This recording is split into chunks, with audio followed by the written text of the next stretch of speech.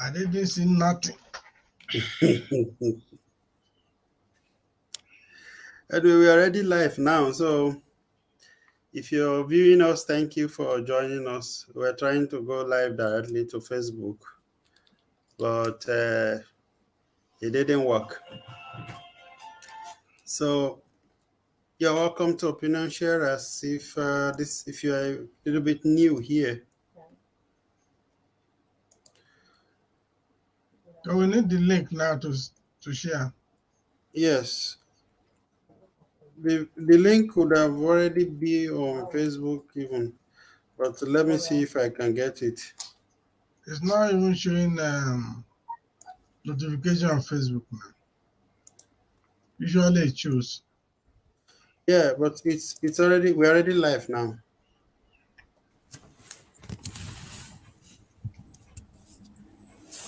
July. Oh, you're busy. Good. No, I'm available now. Good afternoon, sir. Oh, okay. Good afternoon. Can you quickly go to Facebook and see if you are live there?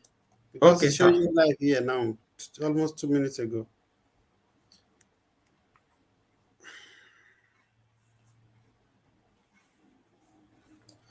I was trying to see if we can access those new features that Facebook has.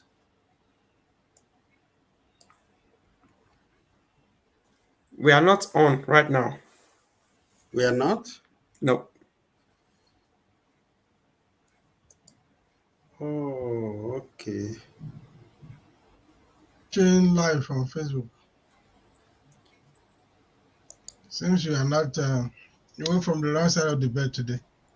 You are doing everything wrong.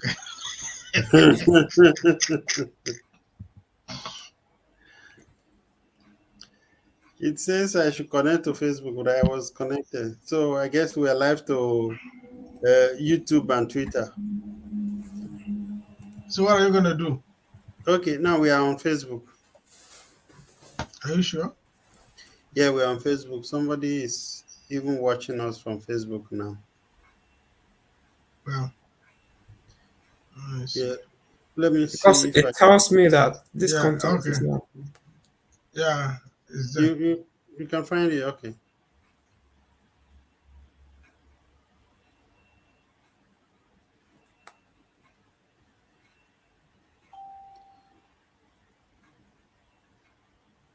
Okay, thank you for joining us. If you're joining us, thank you. We try to experiment going live directly from Facebook, but it didn't work. So today we're going to be discussing Peter Obi. We'll be discussing Peter Obi, his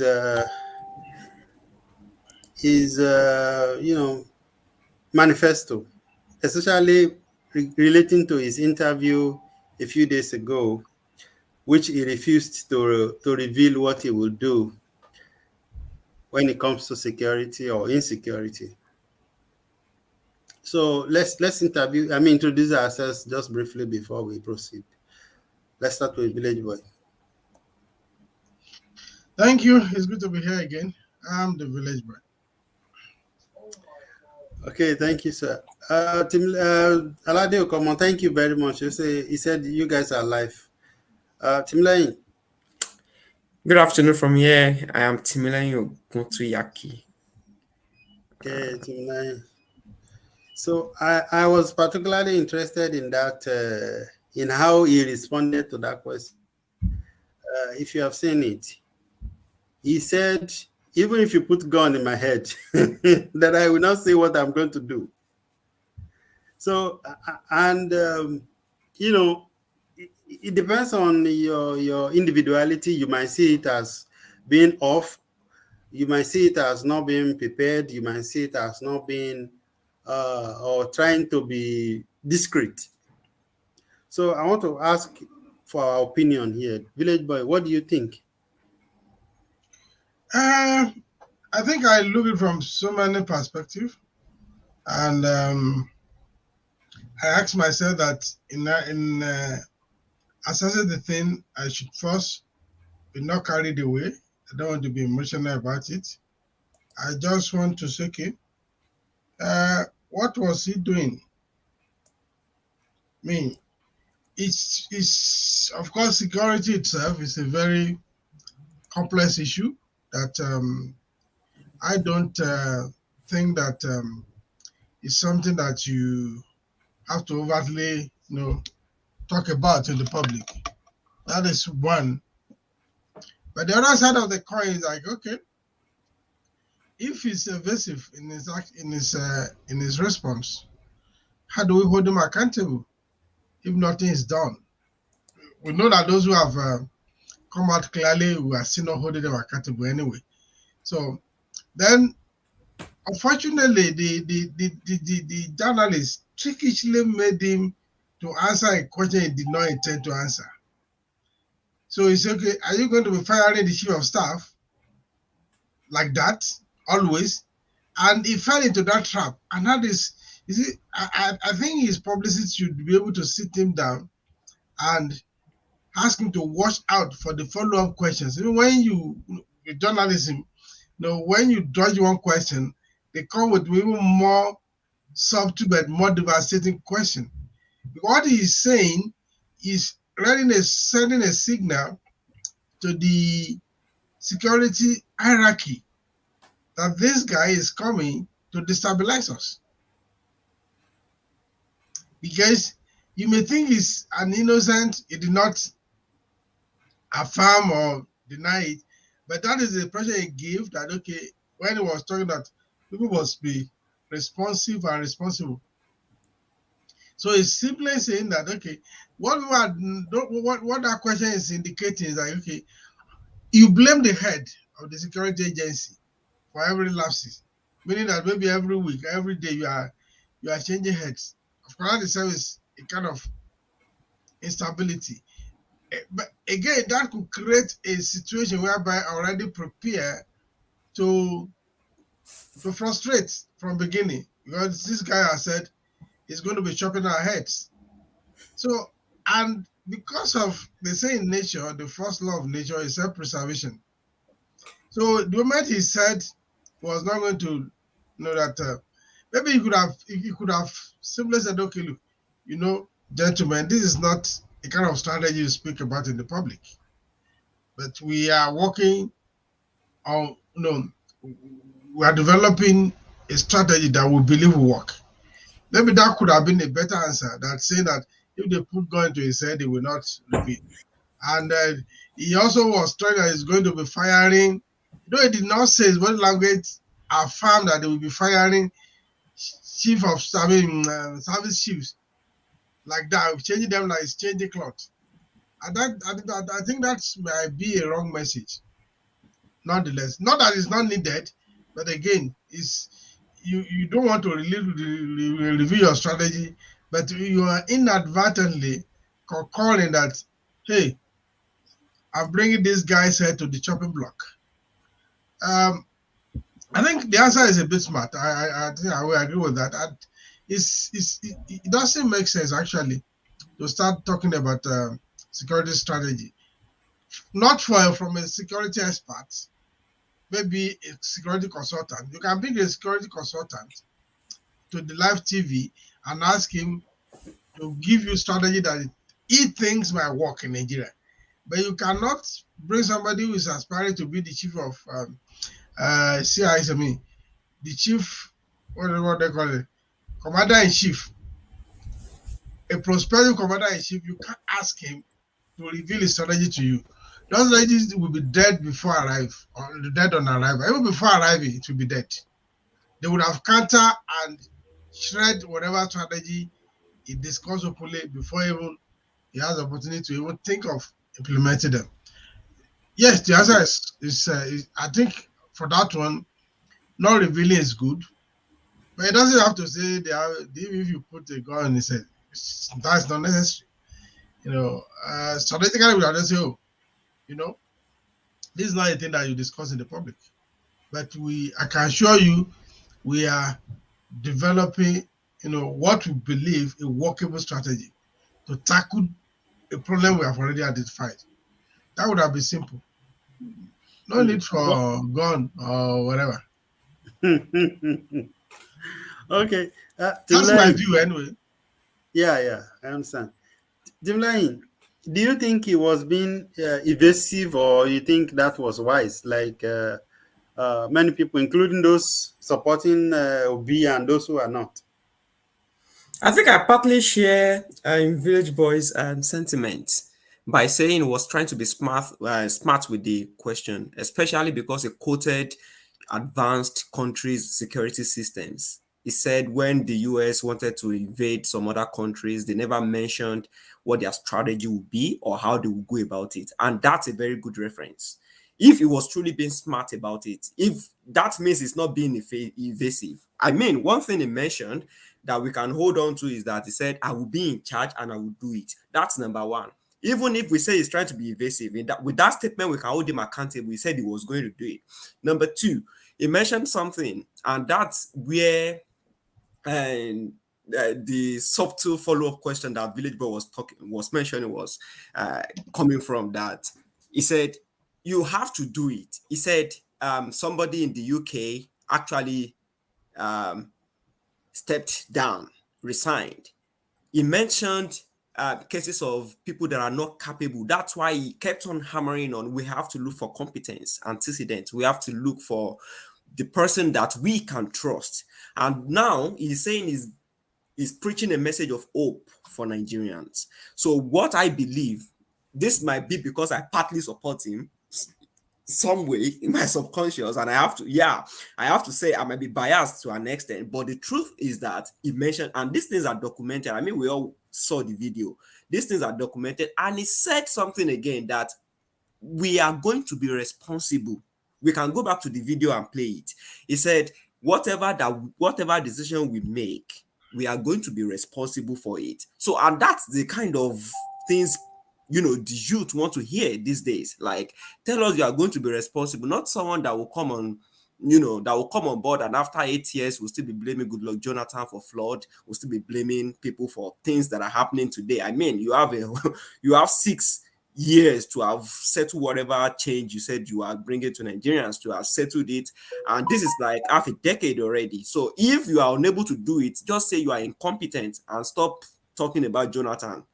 So, so that's what he said. He said he is going to be responsible if he assumes power. He's going to be responsible, and he said he said he cannot come and be talking about strategies for security, for the Nigerian security by the time it comes on. That even now, even if he becomes a president today, it is not even wise for a sitting president to say this is what I will do to security. But it is important to let people know that you are going to work and to secure lives and properties. Thank you. All right, thank you, Timlain. Village Boy, do you think Obi is gradually becoming the candidate to beat? The candidate to beat, that may look as a simple question or a simple statement. Then we say 24 hours is very long in politics. Every candidate, we say the top four, they are all candidates to beat. If you put his hands together, we have spoken in the past of other legs that should make, even if he has a victory to make his victory to be very sweet, they have to pay attention to other things. Obi is a formidable threat now, no doubt about that. Since he came out, since the like a wildlife fire, the movement, which keep on gathering momentum. Yeah, he's a candidate to be, no doubt about that. So, but the question today is like, can he emerge as a straight winner, or will he be a winner probably after a runoff? Can he cross all the traditional hurdle? There are still traditional hurdles against him. Let us not be carried away. There are traditional hurdles against him. So we wish those things are not there, but they are there. We cannot. I am an unbiased analyst, so there are so many hurdles for him to cross. I've spoken to people across divides. I've had one-on-one analysis with a lot of people who are grassroots politicians and all that. So, it's not done deal yet. That's the truth. It's not done deal. And that is how election is anyway. It's not as if because Obi is involved. You can't conclude the election before election. That's the truth. Even poll, we do know that when the people conduct poll, most of the time the result of the poll and the actual election, they are far apart. But he is a serious contender. I would rather use that word. He is a very serious contender. When you are asking the question that is he this person to beat, is that you already handed over that victory to him. And that is dangerous in politics. Because when you are overexcited that you have won, you may lose. Because until the last hour, you have to keep on crossing the T and dotting the I's. Issues will keep on emerging. Because usually going to election, out of every 5 people that go to vote, some of them do decide who to vote for on that day of election. Maybe 2 out of 3, out of those 5, if not 3 out of that 5. We just decide on that day who to vote for. So, and most of the time, most of these people, most of these voters are not captured by the polls the research organization do. It's a case of Inumiloma. Oh, Borowa me, that I don't know, you guys were maybe now you are not around that time anyway, but you must have heard the story. Then, because it's happened in the 60s. So Borowa me, so it's again, if you look at the fact that the most reliable voters are the grassroots. We are watching whether it will change in 2023. If it doesn't change, if the majority, 60, 70% of voters are from the grassroots, it's going to still be a tall order. But it's a serious contender. He's not a joker now. Any party, any candidate that takes him for a joke is doing it at his own peril. She is also showing that, look, I am serious about this. I'm not joking. I mean, like your other friend, I don't want to mention him.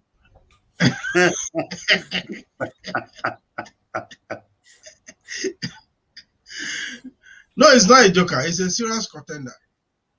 Now you're trying to throw that like Timley and Tosin. No, I'm not trying that. Why? So should be here now. So yeah, he said his mentor. His mentor is in town. Oh, okay, this that's guy, good. Nas Delhi. Oh, okay, that's good. Yeah, Nas Delhi is in Dubai and probably hosting some of them. So he said he will be there, but if he finishes on time, he will join us. Meanwhile, Itunu also think Itunu Akorede is a friend. He said Obi is right, that it is good that he answered that question strategically, I guess. Now, Timilai, I observed something during the week. Was it the week or maybe the previous week? Obi's vice presidential candidate was interviewed and specifically about NSAS. And he said categorically that the issue of being a massacre is really. I went to Twitter that day when I saw it, and I was thinking that the obese will be calling him out seriously, but I guess everybody kind of pretend as if they didn't hear it. And on that interview on Arise TV, he was confronted with the question, and he stylishly dodged it. So what's the question?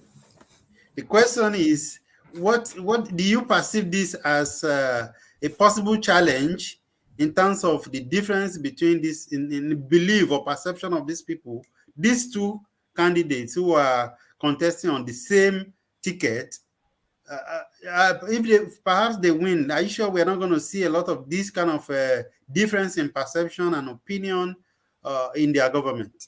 So I thank you very much for that question. I will point to two things out. So if we look at where Entan's movement was really prominent, it was in Lagos, Nigeria.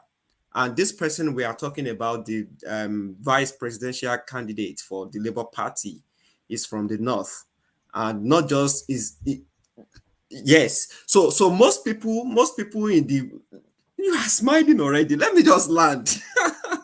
Let me just land. So the point is, it You're is landing, you're landing, but I'm sorry. I just want to say that this guy, he owns one of the biggest private universities in Abuja. So right. NSAS was not only in Lagos, it was also heavy in Abuja. But where did the massacre happen? Yeah, the massacre happened in Lagos, right? But everybody So have he access didn't to say, information. he You and didn't I say were not whether in he, Lagos. Let me he jump didn't in. Let me he, jump in here, please. You know that guy, Yusuf, is part of the establishment. Don't let us deceive ourselves there. That is, be vice president doesn't change anything. He is Village boy, part of the establishment. please let Milenyi answer his question, and then you can exactly. make That's your why I said you should let clarification. me land. I was going to say this man is from the north, and he is not just a commoner in the north, he's an elite. That's one thing. Another thing is, that's the first aspect of my answer. And the second aspect is that Obi made it clear when they asked him this same question, like, do you perceive any issues with it? Of course, he said he has not listened to that video, he hasn't seen the video, but he said, I will be the one in charge. Okay, so what do you expect? Even we have seen the most, let me say, the most belligerent vice president that we have had in history was that of OBJ, the vice president to OBJ that actually had tussle with the president. At any point, did you see the vice president do or overpower the president, or go ahead and make policies or make approvals for any decisions made in the FEC? No. So this guy made a point. He said a point blank that I will be the one in charge. And in fact, we have a lot of reconciliations to do. We have a lot of people to apologize to, and this man is stylishly telling us that he is not contesting the fact that this thing happened. He's not contesting this fact. And what that he was doing, well, he was trying to use grammar, that the word massacre, there is a description, there must have been a number of deaths for you to say this is a massacre. So you get my point. So maybe he's looking at it from the diplomatic point of view. He was looking at it from maybe an academic point of view or whatever. But the point is that the person we are campaigning for, see, the obedient movement started before the unveiling of the vice presidential candidates. And that's what we should remember. That's what we should remember quite well. That this movement is for the personality of Obi, not even for Labour Party. And that is the truth. This is not for Labour Party or whoever the vice presidential candidate is. It is for Obi, and that is why when the a name of a major general came up in the presidential campaign committee or council, wherever, people called for Obi's head, and he actually was forced to make an amendment. So this is to tell you that this thing is about him, and whatever that happens, he's saying he's going to take responsibility, and that's what I'm banking my trust on. If that makes sense. You are muted, Paul. All right, sir. Thank you. Now, the village boy, before you, I know you will want to respond to that, but before you do so, let me add this to it, to what you, so that you answer it together. Do you think that there is a significant difference between the northern and southern political elites in terms of perception and understanding of things? Oh, Then you obviously, can now that is combine that very with you. that is very clear. There is you see, Obi and Labour Party, they are strange bedfellows. Because when you look at, if you go to critical theory, Obi, that they represent the bourgeois, they are capitalists. And what is capitalists doing in the Labour Party? Labour Party is for the workers. But because in Nigeria, we don't have ideology, our policy is not policy of ideology. The only ideology we know is the stomach infrastructure ideology. So that is only the basis where even the two of them can run on the platform of the Labour Party. So they are just using that. They are just using Labour Party, or Labour Party is using them each way. Remember, the two of them are coming out. I mean, it came out of PDP. Okay, Obidione is APGA, PDP, and Labour. I think that is PDP, APC, Labour. So they are part of the old establishment. But somehow, Obi brought a kind of hope. Because of his utterances, you will say, okay, this one seems to be more dignified than the rest. Let us embrace him. And of course, he needed a platform. And that is why the Labour Party comes. I can tell you, I mean, it's not impossible today that the Obi may not even be conversant with what Labour Party philosophy is about. That's not a concern, it's concern. And he no longer has the time to even study it. I'm not sure he has the time now to study what Labour Party is across the world, across the globe.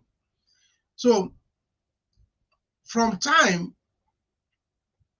when you look at political structure in Nigeria, it's different from South, East, and West. From the North, it is firmly rooted in religion. So there is a marriage of convenience between religion and politics in the North. And because North is a bit cohesive in the sense that government takes care of so many things. I've written this in my book. Government takes care of the education. So an average elite in the North is pro-establishment. They derive their relevance from government. I say this without sense of responsibility. They derive their relevance from government. Ask me, show me, 10 people who may say have made it in the North, who has not passed through government to make it, even as a business person. So that is what seemingly give that level of cohesion. That seems they seem to move in similar direction. In the West, politics is like life, do or die. And it's a case of, that's why it generates blood. It's either you are with me or you are against me. That's how we see politics in the West. Right? Meanwhile, in the East, it's a bit different. It's more about business. Everything they do revolves around business. What to get from it. It's more like a business orientation. You can't expect that to come out openly to speak against the establishment. The establishment now, as it's represented, is represented by the APC government. And the APC government has consistently denied the use of the word massacre for Lekki. Even they still live in denial today that nobody was killed. So, and you don't expect a deity of this word to speak directly against that. It wouldn't. I'm not sure we have that lever to do that. So, in the West, we are not so much pro-establishment. When we like an individual, when an individual is like, they can follow the individuals. And that is why you will see what happened in 1983. Sorry for dragging you backward again. When the election was popularly rigged in Ondo State, without anybody calling for a fight, people troop out and they fought. They destroyed things because they saw it as a slap on their face. Nobody is loyal to to any government in the West. It's not a we are not pro-establishment. Some blame it on our education. Our education give us grace to say, look, it's not your papa that sent me to school. You can't force me to do what I want to do. Government doesn't give us scholarship. So we are not loyal to government. In the North, they are loyal to government. Because that's all this government is the sponsor of their life. Their education, the whatever. Even most of them, half of them that go to Onaj, half of them are government pay. I mean, it's government that pay. So they are loyal, blindly loyal to government. We have to understand this. And of course, in the East, it's more of individuals. You make yourself, you run your business, you succeed in your business. You don't give a damn about anybody. Somebody is saying the other time, why has no notable Igbo man come to even openly canvas for Obi? Everybody is like, you are your own, or you are lower. In the East, you do your own, I do my own. When it concern me, you. When it concern go and overload. So these are things, these are fundamental blocks that we have to understand when we are discussing Nigerian politics. The fact that that is Obi vice president will not take away that pro-establishment in him overnight. It will not go. Even if they win, Obi has to develop strategy to manage that. Obi should understand that an average, not just a politician, an average northern elite is loyal to government because they are made by government. Until recently, they don't pay school fees. Their education doesn't cost their parents a dime until recently. I said this, I wrote it in my book. So that creates a lot of difference. You know, one of the things I was worrying about in the last 25 years, which we have discussed with Paul and they affirm it. You see students, you see children now who go to private primary school, private secondary school, private university, and they sink borehole in their home. They have a generator and make NEPA a substitute. This kind of people, children, will not be loyal to government because they are not seeing any government in them.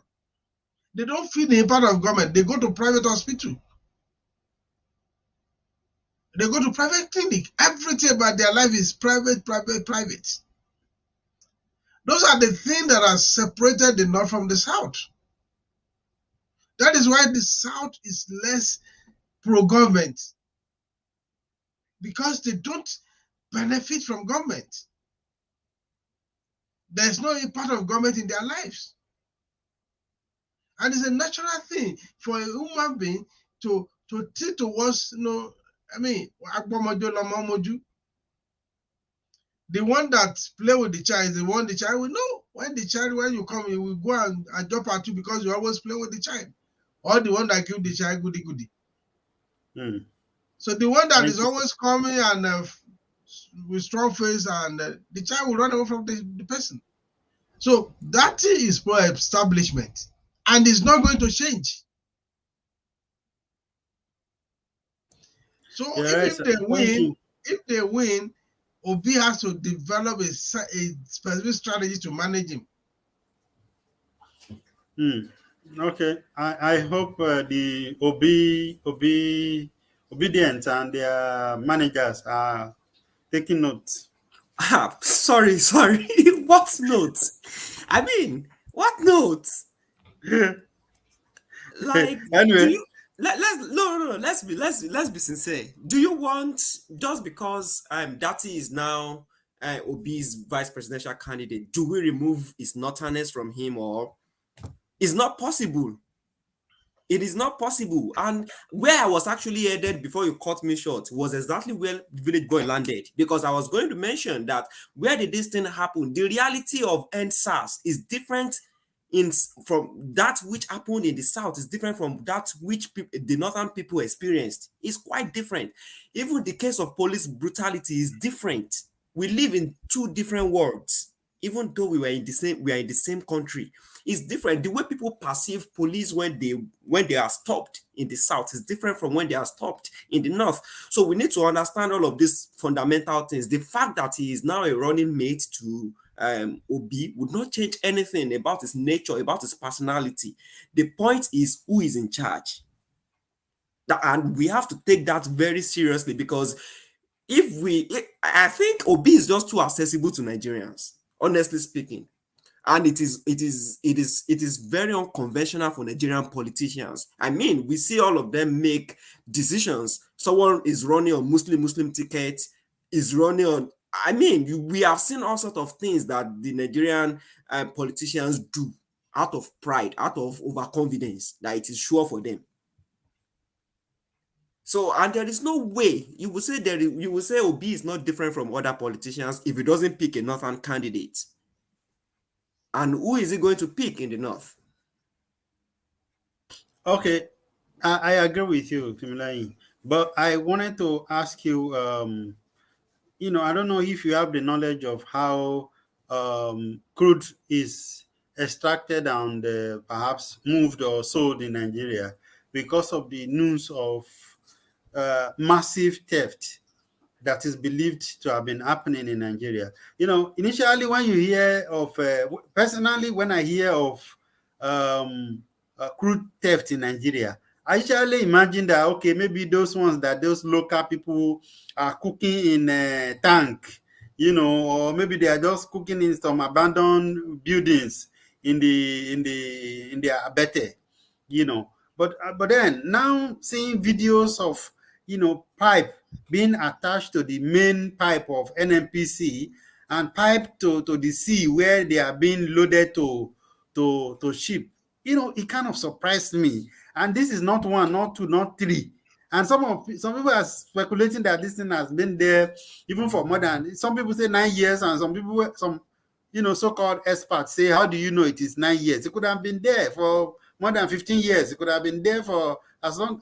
And there are securities. There was one particular one they show, with a big pipe, and then there was a police post just maybe security post just nearby. So I'm just wondering what's going on, Timlai. So without the knowledge or maybe participation of the people in charge, such theft, grand theft, would not be happening. It would not be existing, because for those things to happen, you need a lot of safety measures.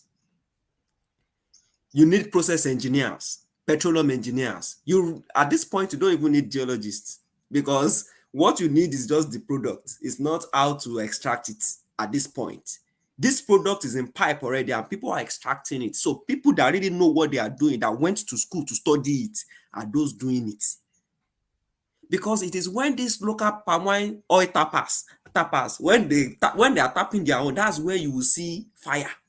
But have you heard of any fire when this grand theft has been going on for years? No. And why is it that it was when Obi mentioned it that a report suddenly came out, that investigation, and it is being headed by, what's the name of this man it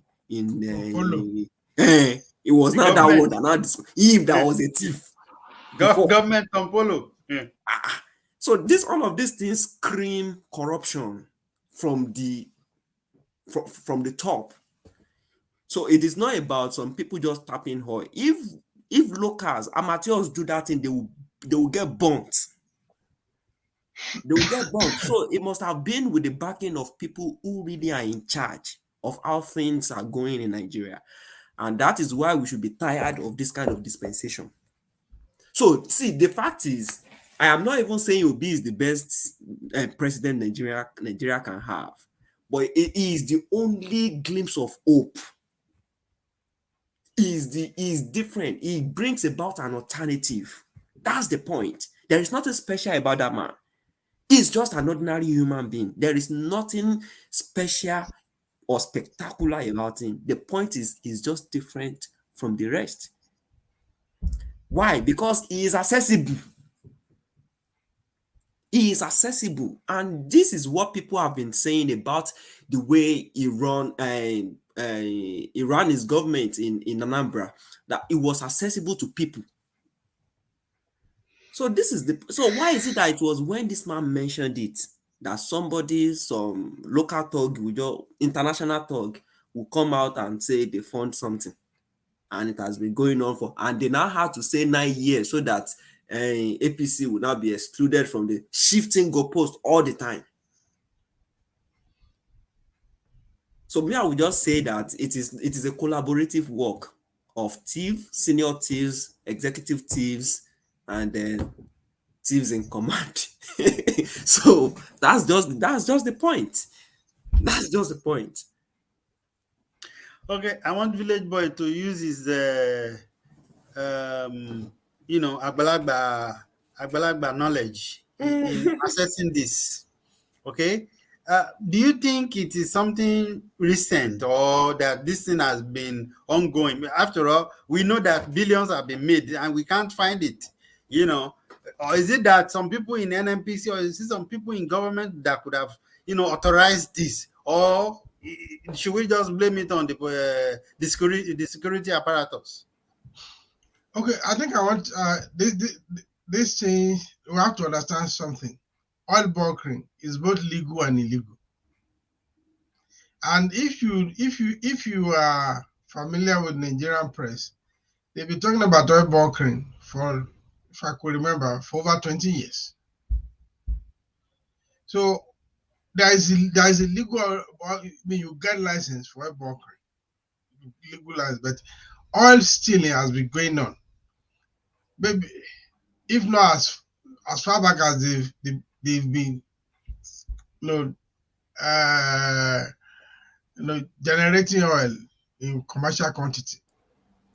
You mean this kind of large scale that we are seeing, or It just may not be a large scale as we are seeing now. So when impunity is not tamed, it keep on expanding. I've said this, my position is like Nigeria own oil. We don't even produce oil. As we speak today, nobody knows how many barrels of oil we are producing. We don't know. The government doesn't know. Maybe the Shell, the Mobile knows, but they are not telling. So there is a room already, a loophole that is waiting to be exploited, and they are exploiting it. So we should not be shouting it. I'm sorry, sir. Allow me to articulate. Okay, I just want to add, is it possible for Shell and all these multinational oil companies to also be involved? That's why if you say Nigeria don't know, then those people know. Is it possible that they are let me cheating not say something that I will see call someone on my doormat the next 1 week. I beg, don't push me into trouble. The truth is that there are no appropriate records. You can't see you have a complete record about all what we are producing. And that is why I keep on insisting that we own oil, we don't produce it. We are not the producers. Everything we are in joint venture with this, but what is NNPC doing? We know there are a lot of things that cannot mean, I better not say. Oil bunkering is both legal and illegal. Is legal when you give somebody a license. Oil bunkering is just like it's transporting oil. That means in the layman language, it's just like you give somebody a contract to transport oil. That's oil bunkering in its simplest form. But when you give somebody license to transport, let's say 10 drums of oil, and somehow is transporting 12, and that 12 that is the extra 2 that is transporting, there is no record for it, and the guy that is helping to transport say, look, take this to add it. I know you have license to transport 10, let me add this my 2. When you transport it fully, the money there, this is your own commission. So over time, when the guy if you know that this thing is going on and nobody is checking it, then he begins to say, okay, let me also expand my fleet. I get another fleet that can maybe this vehicle can take only 12. Maybe let me increase it to so that it can be taking 5. I do 10 legal, I do 5 illegal. Then you will get to a point that, okay, why can't I have another contract with these illegal guys? Let me even get a new vehicle for them. That I know this vehicle is dedicated to those guys. They have it's a matter of supply. They can always get me the product. So let me help them to be. Now we enter a joint venture, illegal joint venture. You don't lay pipe in the sea. It's not ghosts that came to lay down those pipes. It's not something that you just carry. It's not. Even somebody is laying a water pipe in your neighborhood, you will know now. And why is Tompolo cannot tell me that today he knew that those things existed there? How are we sure that it does not, one of those, it doesn't even belong to him or his group? So, you see, people, before Bito spoke, somebody has even said that 85%, I've had so many figures, which is very ridiculous, that 85% of our oil are being stolen. Of course, they are ready buyers for all these things. You don't get record, you do it, you exchange everything on the sea. No record for them. And why it is easy is because, go back to my earlier statement, if you don't know what you are producing on a daily basis, how can you account for the one that is stolen? If I'm producing 10 barrels a day and I sold 8 barrels yesterday, I'm able to ask question, what happened to the remaining 2, right? But if I don't, there's no record. I mean, any government just can come, NLPs can come and prove this wrong, that they actually know what is produced every day. So if you know what is produced every day, how is it possible for 80% of it to be stolen in broad daylight? How is it possible? Did they bomb the place? Did they break it? And this, I think, that been going on. I'm sure say pegging it to 9 years is economical, to be economic with truth. It is going on, but it may not have reached this scale before. You know, it is a case when you steal one. I mean, just a child that starts stealing with stealing pencil, and there's no repercussion, no consequence for him. Then he will graduate to exercise book, right? Then, if it is this time, that will graduate to phone. Then he will graduate to laptop. Then he will even graduate to become a hacker. So there's always a graduation, but it has always been there. So because I could recollect, I've been reading newspaper about oil bunkering, and the oil bunkering they were talking about then was illegal oil bunkering. I've had cause to sit with people while I was in Nigeria to say, look, bunkering itself is not illegal. It's a means of transporting crude oil in the IC. But when they say it's doing oil bunkering, we have the mentality of is smuggling oil. It's not, they are both illegal and illegal. And of course,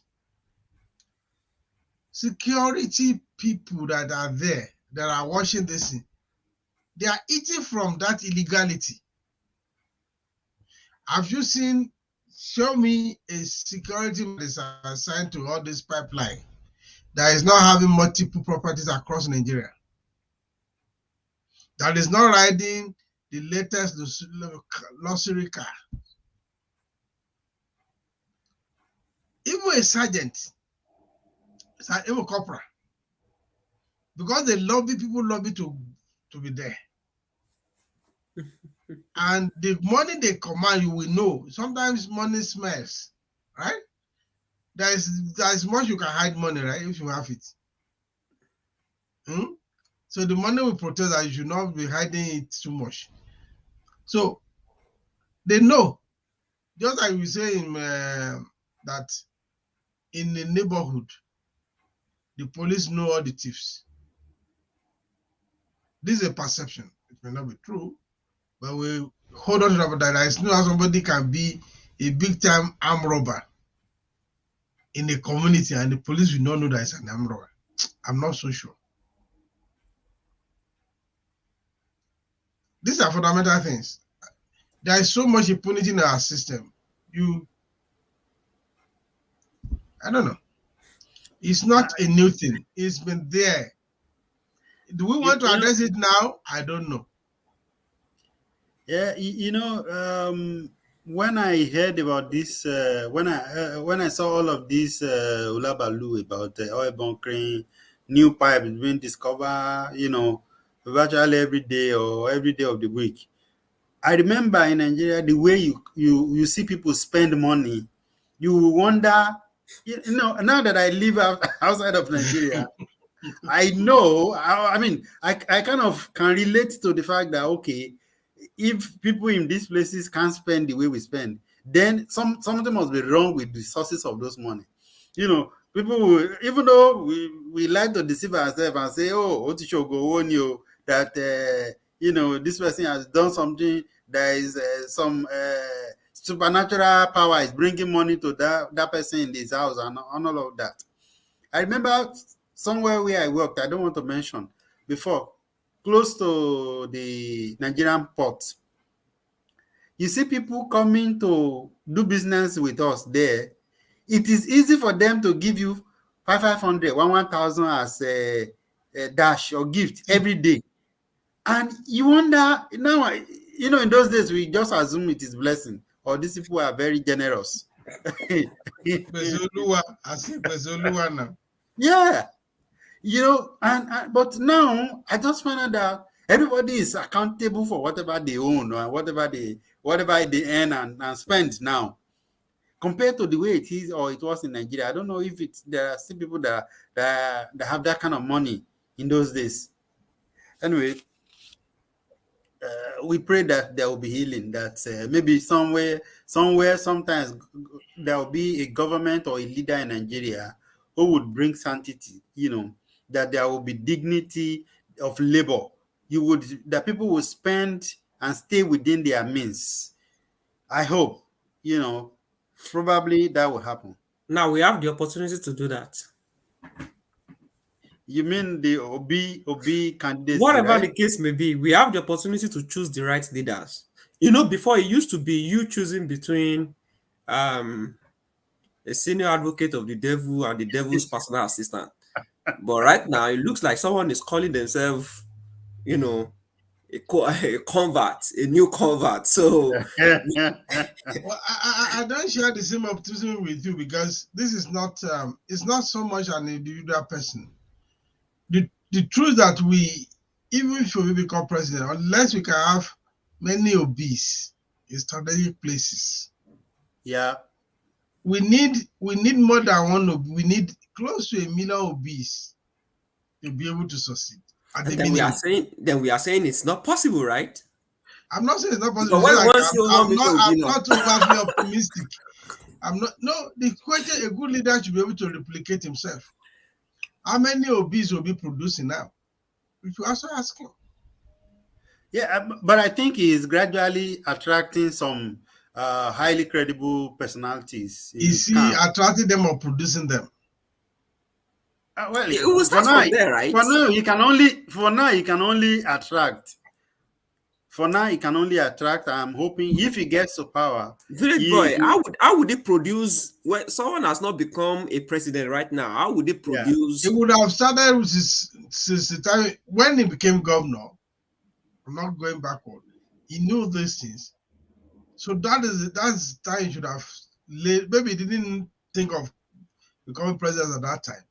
No, we can't judge that. We can't judge that because you don't know any of these people that are following him who were his disciples then. So, but I heard that somebody made away 100 million in Kano that was supposed to build the campaign office in Kano of Labour Party.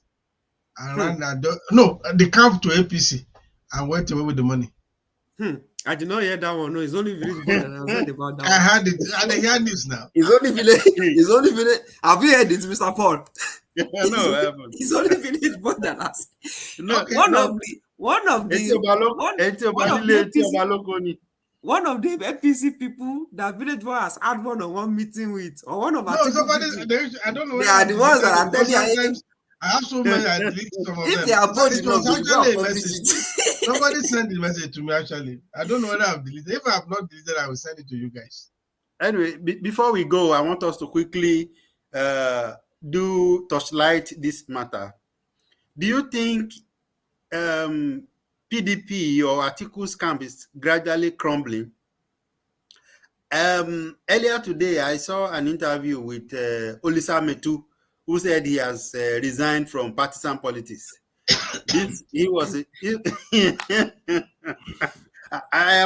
wondering that he just, he said, I resigned from party, so I'm not joining anybody. And they said, Sheun tried to ask him question about Atiku spokesperson, Uncle Bob.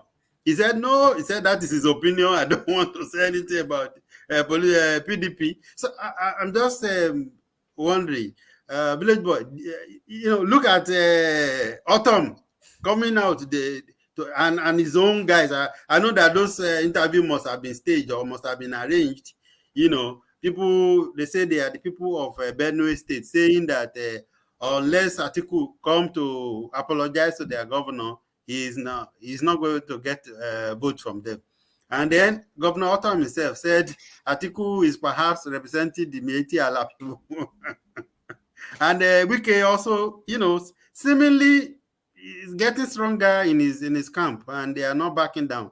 So, I do you think Wike's camp, Atiku and PDP is gradually crumbling? That's one. Two, maybe Tibulayi will answer that, and if Village Boy wants to, answer it too. But I would prefer if you answer this other one, which is the northern factor. Kokanso, somebody said, and this one is Uncle Bob that said it in one of his recent interviews, that when there are two candidates from the south, that the north can easily defeat them. And he was saying according to history. So I want the Village Boy to opine on that one. Why Timileyin take the first one, and both of you can also answer any of it. Timileyin, go first. Okay, thank you. I think we answered this question. Was it last week? We actually discussed something similar to the article presidential issue, ambition issue. So we didn't have show last week. It was that, probably that would have been last 2 weeks, right? So I think we dissected it, and the problem is that when there is a problem from within, it is a bigger problem from external forces, because Wike, prides himself with in the large PDP bloc that he has in not just in Rivers, in the southern region of Nigeria. So we believe that there is a problem if Wike is not supporting Atiku. We believe there is I think every reasonable Nigerian would know that there is a problem if Wike is not supporting Atiku, especially in this. You are muted. Timileyin, you are muted. Oh, sorry. Maybe it's Paul that muted you. No, it wasn't me. I was wondering. I was looking at my screen. I thought maybe. I thought the thing don't hang. Oh my God. I thought maybe, am I looking at myself alone or something? Yeah. So sorry about that. So what I was saying is that we discussed this last 2 weeks, and then we all agree that if Wike is not supporting Atiku at this time, he could as well say bye-bye to Southern votes, at least a large chunk of it, because Tinubu is not here to joke as well, right? And Obi is also trying his best. So I don't know how you now want to infiltrate that region and get vote. And we know traditionally that the South has been for PDP right from the time of Obasanjo to what's it called, to Goodluck Jonathan.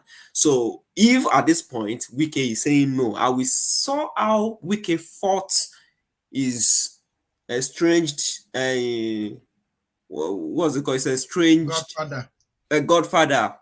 If he could win, even with the power of dining and whining with the presidency, and Wike could still triumph over his Oga. So we can be sure that Atiku has nothing on him right now. So that's one big problem for Atiku. And you are very correct that anything can happen. That Kwakwaso, I said this and I will repeat it again.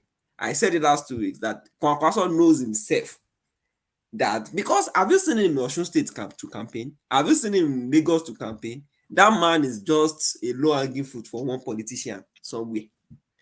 And he could as well spread his votes across and be a generous human being or politician. But we all know that the politics of Nigeria is about interest. In fact, almost everywhere in the world is about interest. And I know right now that he's strategizing what he's going to do with his own block. So there could be a problem for Atiku, but we never can tell. Like the village boy said at the beginning, 24 hours is very long in Nigerian politics. Even anywhere in the world, especially in our own dynamic politics in Nigeria, very unique one. It is a very long time between now and February 2023. So you never can tell what is going to happen. But I believe that right now things are not looking good for Atiku. Thank you. Village boy. Well, it's neither here nor there. You see, there will always be alignment, realignment, disalignment, and all kind of alignment as we go on. I mean, you look at, but what is the political weight of Betolise or whatever call them? I don't think that it weighed that heavy. And you see a lot of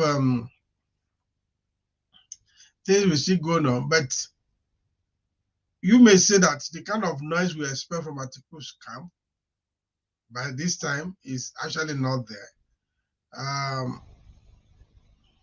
Should I be concerned? Me, I don't even care. See, my problem now is like the people we should be looking at, we are not even looking at them. The young, serious-minded guys. How many presidential candidates would we have? About 29, right? And we are just focusing on only 4. The fact that we don't hear about those ones. We don't hear about those ones now. We know that they are making their own noise there. Yeah, sir. Yeah, I don't hear them. They are making their own noise. At least Shora is making his own noise in his own way.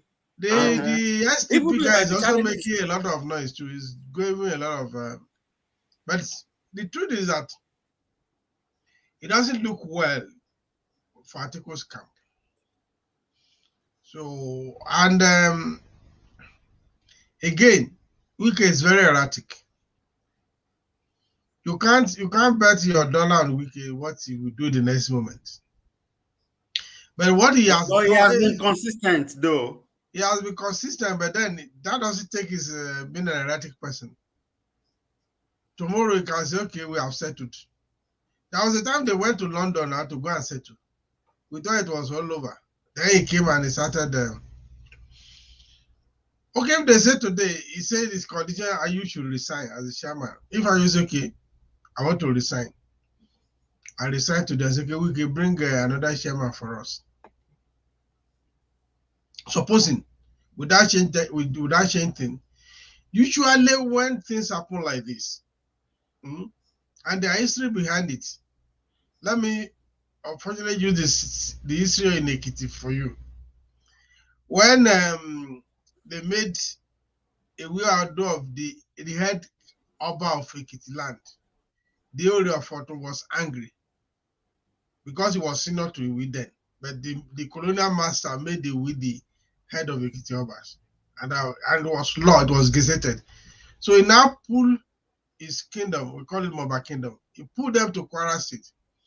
Unfortunately, on getting to Kwara, Afanja has lost power. It was the Fulani that were ruling. And they said, no. Let me better go back to where I was coming from. And they went back.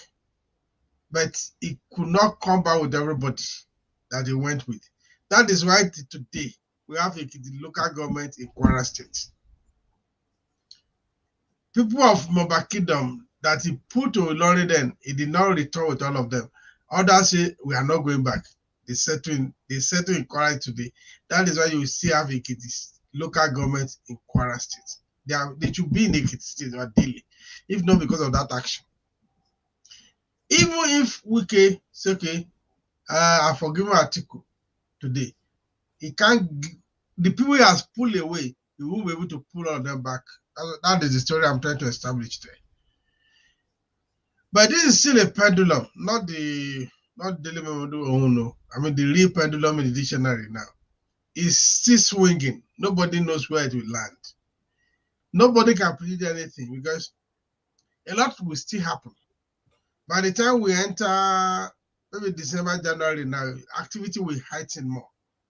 Even the way we think the campaign should be now, it's a bit slow. Maybe money no day. Because the campaign was supposed to have started this in September 20, September 26 or so. The no action, like in the past. Only because I'm not in Nigeria, you will be seeing a lot of jingles, you will see a lot of dancing, or even on social media, you see a lot of people wearing uniform and all that. All those things are not there. So now I was like, what is going on? Are we still going to have election? so we don't know. This economy touch everybody. Okay. Everybody is seeing shaking. Everybody is seeing shaking. we are all going through a lot. So honestly, I don't think Nigeria is even yet ready to get out of the mess. But again, it seems that Atiku himself has slowed down. Maybe it's of ill health, right? I think the Alani collapsed at that time. We've not seen people going to campaign, eating corn openly, people carrying granite on their head. All those things are not happening. What is going on? Another thing, sir, it could be because Obi actually led by example. He told politicians to hold off their campaign activities to sympathize and because of the flooding and assist people that has issues with flooding. Okay. Perhaps that is that. It's a very it's not impossible. Point. But then the only thing we can do is just to keep watching and see how it's going to go. But the activity has been so sluggish. But it's only a bit that is even creating a lot of momentum. Here and there. It's always going places and all that. A Grassmore interview is, I don't know, does he still sleep from the way you see him everywhere every day? I wonder. But really, the guy is really trying, to be honest. But it should not burn out. There's danger. If he's overdoing these things. Nobody. It should have some spokesman. There should be people which should be representing him, because again, that is also a mark of leadership. You don't have to show up everywhere. It will burn out. Yeah, you just appointed someone. If you are burned out before something, you use all the energy during campaign. What will you use to govern? Yeah. In case, because you might say you might not win. What if he wins? I always ask you, let us do the what if. So if your intention is actually to win, then you have to reduce some level of activities, because it's strenuous. You will just burn out before the election. I've seen lawyer Dele on TV on his behalf now. Dele is just doing his own thing. Dele is not going to get instruction from anybody. Dele will do his own thing. Dele is on his presidential campaign committee. He is. And there was an who spoke excellently well on Arise TV. Wow, that was powerful. A lady from I think from Kaduna, and I was wondering, so we have young vibrant women like this in the north, and yet they are giving us idiots. I don't particularly like using that card word on a live show. I've warned you guys. Watch your language. Watch your tongue. Yeah, I'm sorry about that, but You see, the North is still heavily patriarchy. Is the most patriarchy aspect of the something.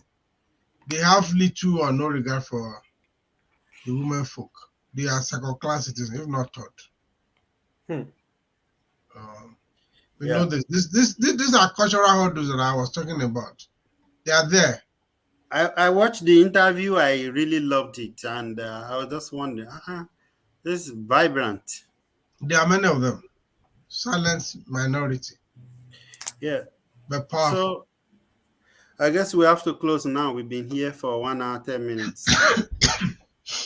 So any parting words? We keep watching and we keep on looking at how it's going. It's our country. We love our country. We want our country to become better. We are not happy with the current situation, and we also know that it takes humans with genuine and sincere desire to make changes. We need changes like never before in Nigeria, and we pray that it happens in our lifetime. Amen. It was about 2 3 days ago that my university sent me an email asking me if my mental health is still intact because of the flooding and a lot of security threats in Abuja and flooding across the country. So I realized that if they could be asking me if I'm okay, I wonder what Nigerians are passing through. I want them to channel these feelings. I want them to channel all of these experiences because nobody deserves to live this way. Nobody deserves to live as second class citizen in their own country. Everybody deserves to be heard. Everybody deserves, where you go to school to get dignified job, to get good job, to be relevant in the society. And the wealth that you have amassed over the years should not be the reason why people actually see you, your relevance. It should be what you are, who you are. And for this reason, I want Nigerians to go out and identify a candidate that resonates with their own mind, with their ideology, with the kind of Nigeria they envisage, and they should vote for that candidate. We should all channel this. No, it should be only anger, channel it and vote for the right person so that we can all enjoy Nigeria, even with our children in the future. Thank you, and have a good And weekend. that candidate is it necessarily your candidate? It's not necessarily my candidate. There's no right candidate in politics. I've two people know they listen, I know they hear what. It's not necessarily my candidate. If you think one person can be the perfect president that Nigeria needs right now, vote for him now. Shebi someone said how to survive in Nigeria, and he's publishing a book how to survive in Nigeria, How to and survive in then Nigeria? the name of the author is Una Go, and then see Shege. Una go see Shege. so if you like, We turn everything to jokes in Nigeria. God yeah, have mercy and on that us. is actually the truth. I mean, that's actually, if you look at the political leanings of people in Nigeria, you will reason if they're actually passing through any hardship. That's a coping mechanism. Yeah, It's a coping mechanism, and I think maybe they are overdoing it. Perhaps even make them, because sometimes I feel like Nigerians in Nigeria don't see the issue as some of us in diaspora do. They do. no, some of them are They actually cannot being paid. Some of them are they actually being cannot paid come by and go and kill politicians. themselves now. Ah. Mm-hmm. You know the new naira. When I saw that there's one that is Sabinus.